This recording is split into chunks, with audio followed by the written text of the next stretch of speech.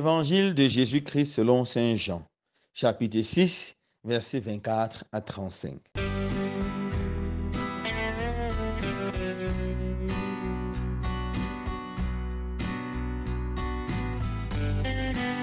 En ce temps-là, quand la foule vit que Jésus n'était pas là, ni ses disciples, les gens montèrent dans les barques et se dirigeaient vers Capharnaüm à la recherche de Jésus. L'ayant trouvé sur l'auterier, il lui dit, « Rabbi, quand es-tu arrivé ici ?» Jésus leur répondit, « Amen, amen, je vous le dis.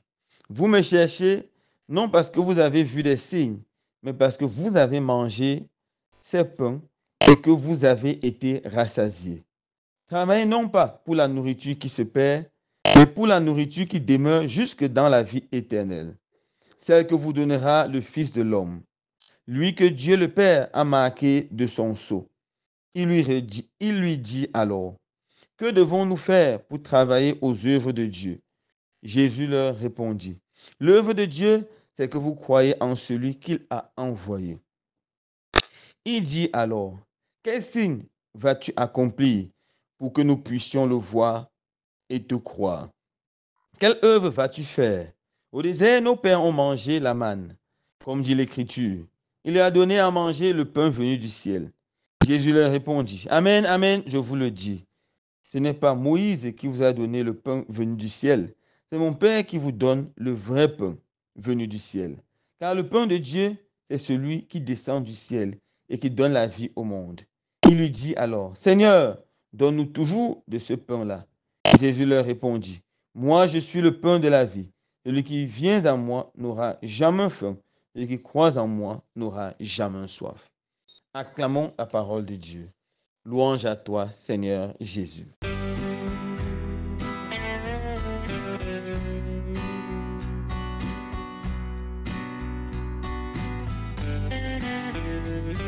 Frères et sœurs bien-aimés, nous célébrons aujourd'hui avec beaucoup de joie le 18e dimanche du temps ordinaire de l'année liturgique B.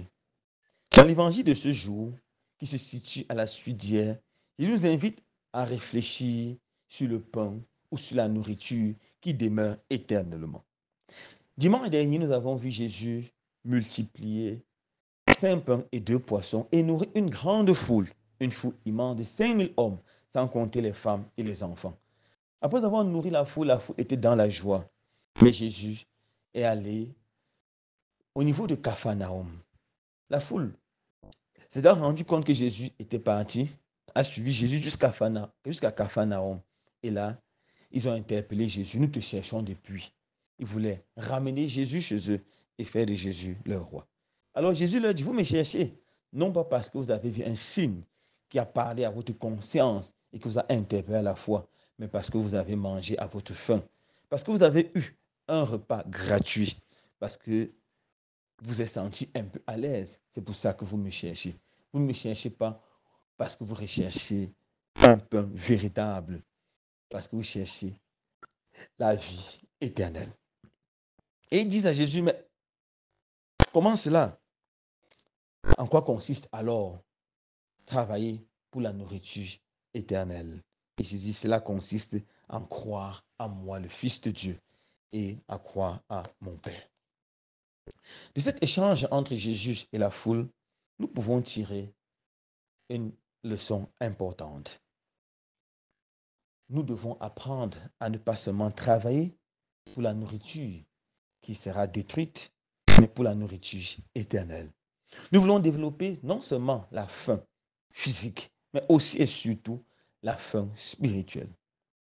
C'est quoi la famine physique? C'est quoi le pain? Nous devons tous savoir que nous avons besoin du pain pour vivre, de la nourriture physique pour vivre. Nous avons besoin des biens matériels. Et c'est beau et c'est extraordinaire, car sans la nourriture, notre corps ne peut pas survivre. Nous allons mourir, nous allons attraper des maladies. Nous avons besoin des choses matérielles pour être épanouis, d'une maison pour nous protéger contre les intempéries, des vêtements pour nous couvrir et nous réchauffer. Nous avons besoin d'un certain nombre de besoins élémentaires qui doivent absolument être satisfaits pour que nous ayons une vie heureuse. Nous avons besoin d'un peu d'argent pour nous soigner quand nous sommes malades. Nous avons besoin d'être éduqués ou de faire éduquer nos enfants. Ce sont les besoins matériels très, très, très importants qui doivent être satisfaits. Mais l'interprétation de Jésus est celle-ci. Nous ne devons jamais nous arrêter à ces besoins matériels, car l'homme est plus qu'un être physique, c'est aussi un être spirituel. Celui qui va s'épuiser totalement pour rechercher seulement la nourriture physique, seulement les biens matériels, pourra et sera certainement malheureux, car il y aura une grande insatisfaction en lui. Seul Dieu peut satisfaire le désir le plus profond du cœur de l'homme. Je me suis rendu compte dans mon ministère que souvent, ceux qui ont beaucoup de moyens physiques, de moyens matériels, beaucoup d'argent, sont des personnes insatisfaites, qui multiplient des expériences encore et encore, et qui finissent même souvent dans la dépression et même jusqu'au suicide. J'ai vu beaucoup de personnes riches dont les enfants vont aller de consommateurs d'alcool à consommateurs de drogue. Ils vont faire des expériences vraiment bizarres, aller dans ces salles de partous, expérimenter l'homosexualité et des choses bizarres parce qu'ils cherchent une satisfaction spirituelle dans les choses matérielles. Voilà pourquoi ils vont aller d'expériences encore plus fortes, plus fortes. C'est pour ça qu'on voit les enfants des milliardaires et même des présidents de la République tomber dans la drogue, rechercher l'homosexualité, rechercher des expériences encore et encore plus fortes. Beaucoup aussi finissent par se suicider et en chercher à gauche, à droite, n'ayant trouvé aucune satisfaction. La vie pour eux devient un fardeau et ils n'hésitent pas à mettre fin à leur vie. Parce que la nourriture physique, la nourriture matérielle, la richesse matérielle ne peut satisfaire aucun homme. D'ailleurs, l'homme qui vit seulement en recherchant les biens matériels, la nourriture matérielle, c'est un homme qui vit à moitié. Il ne vit pas en plénitude. Un jour, le célèbre roi Napoléon marchait avec un de ses amis dans un jardin. La nuit était très noire. Il avait des yeux extraordinaires et il a pu repérer une étoile dans le ciel vraiment noir. Il dit à son ami, est-ce que tu vois cette étoile? Son ami dit non. Il dit, voilà la différence entre toi et moi. Moi, j'ai une vision raffinée et c'est ce qui me permet de vivre en plénitude. Toi, tu vis à moitié car tu n'es pas capable de regarder et de voir une étoile qui brille dans le ciel. En d'autres termes, celui qui est capable de s'élever spirituellement, qui a la vision posée vers l'au-delà, posée vers Dieu, est capable de satisfaire la famille spirituelle et de vivre en plénitude. Celui qui regarde seulement la terre et voit les choses de la terre ne pourra jamais satisfaire cette nourriture, cette famine physique, cette famine spirituelle et vivra comme un malheureux, comme un vrai pauvre type. Comment alors satisfaire la famine spirituelle? Ou mieux encore, de quoi s'agit-il lorsque nous parlons de famille spirituelle? Un homme a la famille spirituelle quand, au fond de son cœur, il a soif des valeurs spirituelles. Il a soif de la vérité. Il ne veut pas vivre dans le mensonge. Il est fatigué de vivre dans le mensonge. Il a soif de la vie en abondance.